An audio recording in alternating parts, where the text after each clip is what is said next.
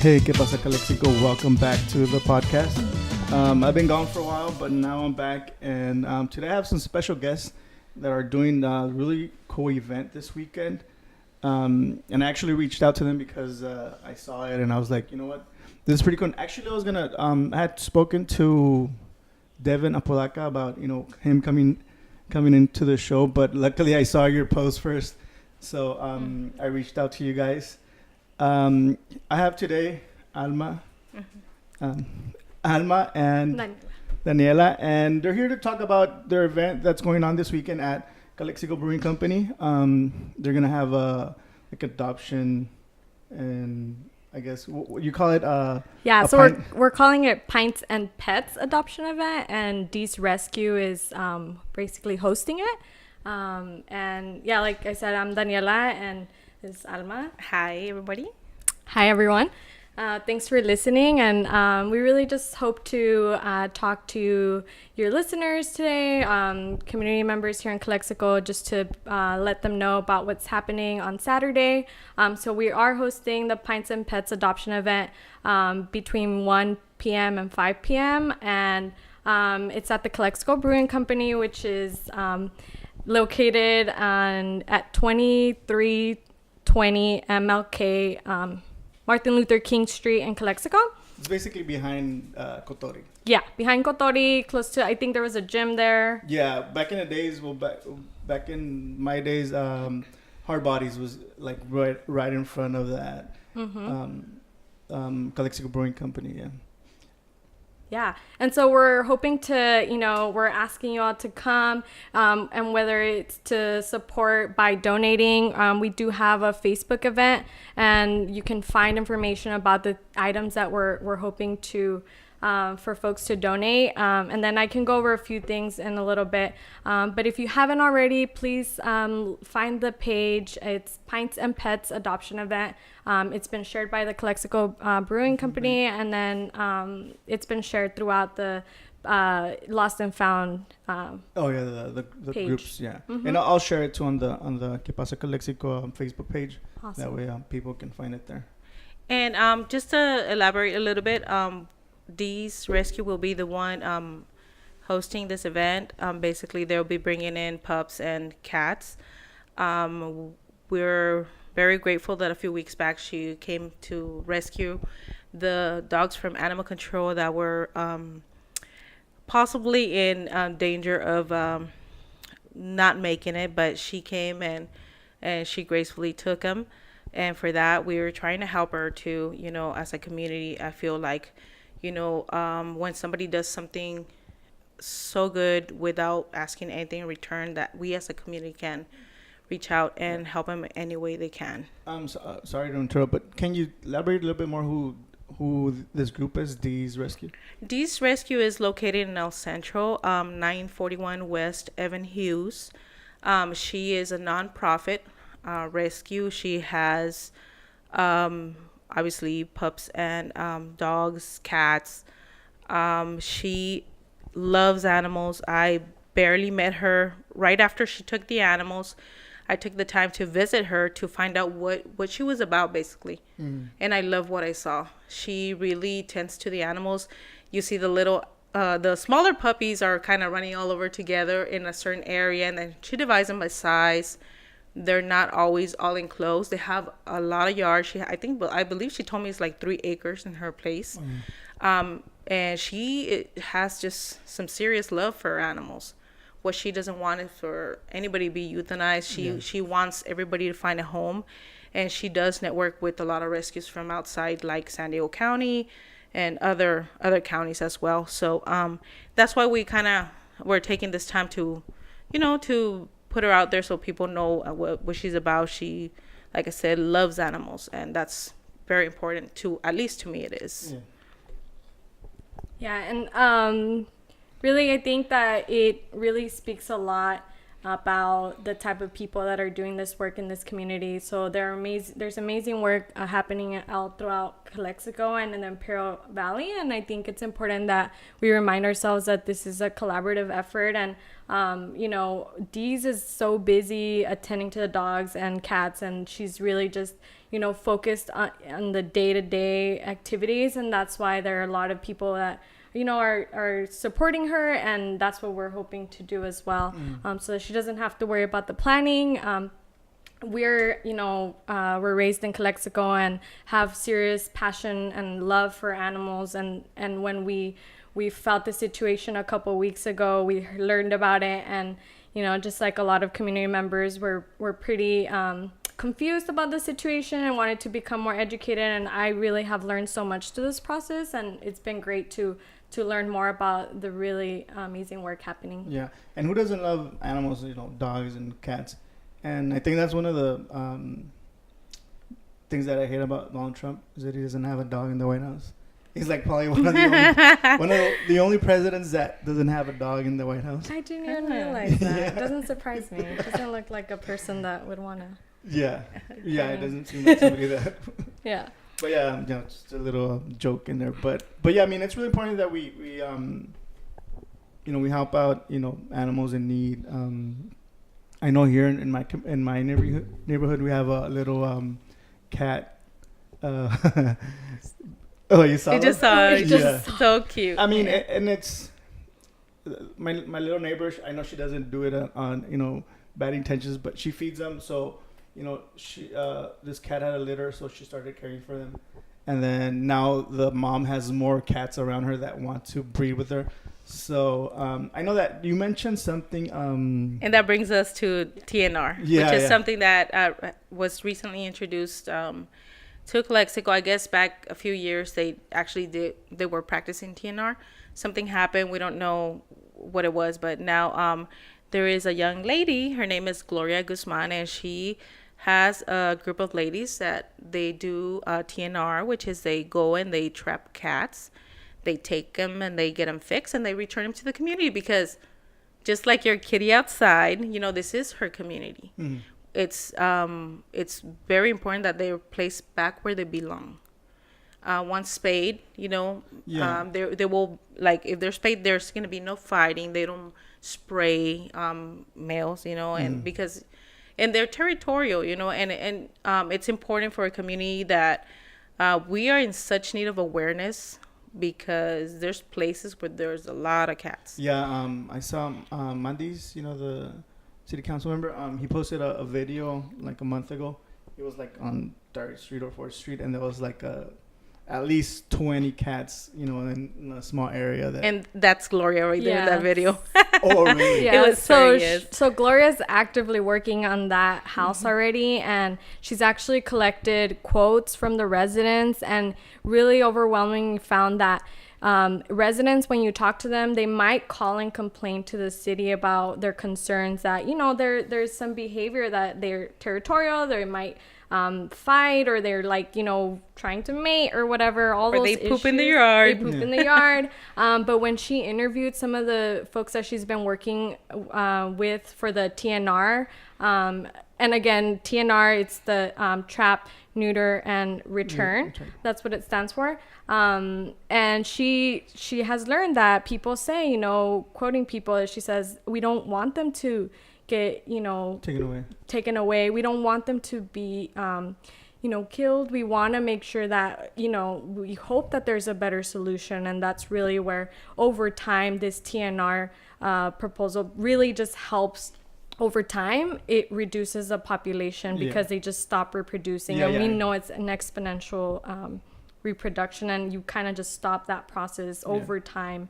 But it's so important that we work with the city, and that the city allocate some funds for the TNR efforts as a more holistic and comprehensive approach to dealing with the overpopulation of community cats. Something that I do want to mention is that community cats, when they get taken to animal control, or they get caught, and a lot of these community cats are not adoptable. And it's really important that something like TNR is implemented, because we know that when they're trapped, and they're not, even if they're taken to an organization, a rescue organization, they just Don't live there. they just can't go to a home. So these type of programs are so important. And as community members, we can all voice our opinion and our preferences for these type of programs. And when we voice our opinions, we just are able to better collaborate with the city and with everybody, or all parties involved. Yeah. And it's important to understand that community cats are free roaming agents, animals, just like pigeons. We just have to kind of, let them be. I know sometimes people complain for certain issues, like their yard or whatever, but in a way you have to think that that cat is there because at one point he probably had an owner, which was probably responsible. Maybe they got tired of him, they threw him outside, and that they started mating, and next thing you know, there's 20 of them. So that's why we need to take we need to do something about it. And I mean, they're animals. They we need to care for them too. Yeah, I mean, to me, it's not a nuisance. It's like I said, maybe like, every once in a while I'll step on my yard and I'll step on some poop. But other than that, they're just there. I think they do keep the pigeon population low here in my area, because like I see other places there's no cats and there's a lot of pigeons. But because when we first moved here, the backyard was overgrown. So there was cats like in between the grass. They made like tunnels, and they lived there. So I would find like pigeon carcasses, so I knew like they were keeping the pigeons away. So I mean, to me, it's like it doesn't bother me. It's just now that I saw the first litter, and then I see the males coming around, trying to mate with the mom. I'm like, it could get out of hand pretty soon if nothing is done. And I don't know, maybe I can get some information from you guys before you leave, so I can, maybe. Absolutely, we need to take her in so she gets spayed and returned to her community, as well as any kittens or smaller cats that need to. Yeah, I think there's like 3 kittens. And and that brings me also to some of the cats at Animal Control were pregnant when they were taken, so they actually had kittens. And this takes me to Lisa Keck. She has also a rescue. It's called Too Cute Kitten Rescue. She lives in Brawley, and she takes care of newborn kittens and their mama. And she bottle feeds. She is just, again, this is a nonprofit. She does it because she loves cats, and she understands the needs. Sometimes the mom will abandon the kittens, and she'll take them in and just nurture them and feed them. And this is something also that we will be collecting for her. I mean, if you want to donate milk, because she does need powder goat milk, she would really appreciate it. Plus other stuff that you can donate. But she's awesome. She also needs people who are willing to foster, because obviously I think the last time I talked to her, she had like 5 sets of mom and babies.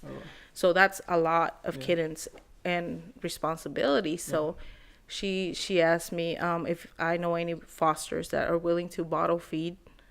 She would love the help. If you'd like to help, just let us know. You can message her also on Facebook. Her name is Lisa Keck, Keck, and she is wonderful. I mean, she's doing something that I didn't even know that people did that. It's a lot of responsibility taking this baby. Yeah, because they feed like every 3 hours, like a baby. It's like a baby. Yeah. She weighs them every other hour, and she really is so amazing and so detail oriented, and she helps foster parents kind of understand what is needed, and you also can foster kittens that are not in need of bottle feeding. They're like a little bit older, they're a few weeks old, so you basically just have to play with them and make sure they're they're good. That there are levels of fostering. So you're not there's not only people that she doesn't only need people to bottle feed. Like, she'll take anybody that'll. And believe me, you're gonna fall in love with these kittens, because I have a couple of my own and I love my cats. That's all I want to say. I'm not a cat person. As you can see, I'm a dog person. But I mean, I don't mind them. Or just. And it's recent. I myself rescued mine. Mm-hmm. I adopted them from the Humane Society a couple years ago, but and my third one, I actually rescued her from outside the swap meet. Somebody decided to throw a box full of cats. Wow. And I took her in, and she is the boss. She bosses everybody around. She has her own personality. Yeah. And that's when I had never had cats before. And I honestly, I love them. So, give it a try if you've never tried having a little kid, and you'll see how they're fun, they're independent, they all have their personality, and some of them are really sweet. Some of them are like, okay, touch me. Okay, never mind. Yeah. So they're bipolar, I think so. I think that's what I don't like, that, I'm used to my dog, like, when I come home, they're like, she's like waiting for attention, right? And cats are like, whenever they feel like it, they'll come up to you. But other than that, they're like really independent, animals. And I don't know, I'm just used to that feeling of, dogs. But Definitely. But I mean, I like watching cat videos. There might be a lot of people that feel the same way you do, and that's an excellent reason to foster. You might not know that you feel like really comfortable with them, and you might want to just give it a try. Like, what does it feel like to live with one, and you really are providing some more support and space. Yeah. Really. And I think that fostering is a good way to kind of learn, like, because having a pet is a big responsibility. Like for us, with my dog, if we want to go out and we can't take her with us, we got to find, we usually take her to Salcidos and they'll take care of her. But, it's like having another kid, you got to feed them, you got to play with them, you got to, clean them up, you got to clean up their mess. So like I think fostering is a good way. If you're thinking of having a pet, maybe fostering is the way to go. Like, have one, help out, maybe just like for a little bit, like, kind of like me with my nephews and nieces, that I was thinking of having another kid. I'm like, maybe I'll just play with my nieces and nephews and just for a little bit, Yeah. That's a good way to, feel that need or that void of having a pet. Yeah. I mean, there are so many people who are ready and are, want to adopt and maybe have not had the opportunity. Something that I did want to talk about was that, as far as we know, there has not been an adoption event in Calexico. Most of them are in El Centro, and which is why it's so important that we allow for people to have easier access to adoption. I know D's is a little bit far out, so some people might not be able to make it, and we hope that those who are, considering adoption and who have friends who might be considering adoption, just let them know. Some people might not be on Facebook, and that's the main way that we're spreading the event. So if you have a friend or if you know people who are thinking about it, it does cost $25 to adopt a cat. And it costs $120 to adopt a dog. But just keep in mind that these dogs are already either spayed or neutered, and they are also vaccinated. And so you don't have to pay for any of that. And you really are helping other animals by adopting one, because those $120 really go to help all the other costs associated with having this type of rescue nonprofit. And not only that, but sometimes you think that you're rescuing the animal, and the animal might end up rescuing you. Sure. Because they bring such joy, and that they bring something new to your family, and they just love people, and regardless of whatever, they're always waiting there for you. So that is something that it's not easy to quantify. I also like about Dee that she truly loves the animals. I mean, like, I fostered 3 puppies for her recently. I had them for 2 days only. They were a lot of work. I haven't had puppies in a long time, but they're really young, like 8 weeks. So they'd wake up in the middle of the night, start howling. Wow. So it was an experience. And it's funny because when I went to pick them up, she hugged the puppies and she gave them a little kissy, and I'm looking at her, and she's like, please take care of them, and to me that's very special, because it showed me she was her natural self. Mm-hmm. And I was like, wow, like, you know, she truly cares. Yeah. And that's why, you know, it motivates me to do something, you know, try to help her in any way I can. Yeah. Yeah. Yeah, so just to reiterate, you know, we're really grateful for your support at whatever level that you're able to. I know this list is going around on Facebook, but if you're wondering what you can take for cats and dogs, like you can take any supplies such as you can take canned food, dry food, you can take bowls, you can take toys, leashes, potty pads, shampoo, anything like that. And for the really baby kittens, we're asking for people if they can donate the goat's milk formula, which you can find it at Walmart at the baking aisle. And it's, you know, you can look, it's called Meyenberg, but we can give you the link, and hopefully you could also post that and give you a list. Okay, I thought it was gonna be in the pet section, but it's in the baking area. Yeah, it's in the baking area. It's next whole to like, powdered goat milk. Whole powdered goat milk. And yeah, she likes that formula. It lasts. I asked her, and she told me that one, you know, container will last a couple weeks. So it's about $10. So if you're able to do that, but if not, you know, the dog food, split it with a friend, and you know, just go enjoy a beer and, you know, enjoy the sun. It will be really nice. Yeah. Yeah. Not only that, but if, you know, you can bring your kids, have them play with the puppies. Even if you can't adopt today. Yeah. It's fine. You know, just have them, you know, come and play with them.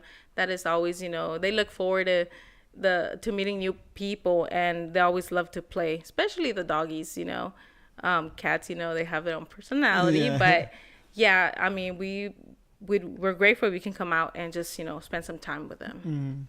Yeah, and like you said, I'm really glad that Jose Luis and the guys at Calexico Brewing Company are, you know, doing something for because when I talked to him, and he mentioned that he was gonna try to do events for the community, and you know, this is something that's really good, because you're helping out, you know, to me, like, having people around and just like socializing, it's really good, because we hardly ever do that since we're always on our phones, right?